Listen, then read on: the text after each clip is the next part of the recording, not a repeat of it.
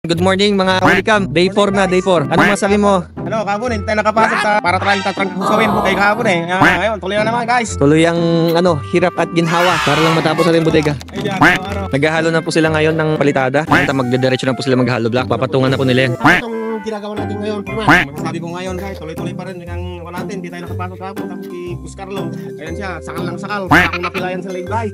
Itong semento, ilang karitilya?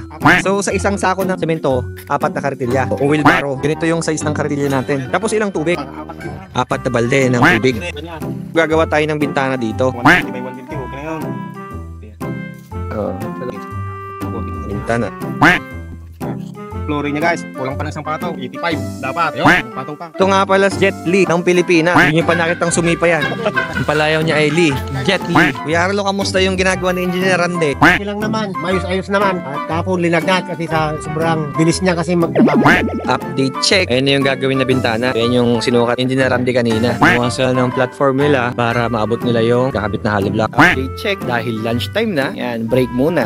Mag-break na rin kayo ng jowa mo. Time check, 2:40. Natapos nila Engineer na Kuya Carlo at ni Kuya Jackie Lee. Jackie Chan Lee. Tama nila si strong road le.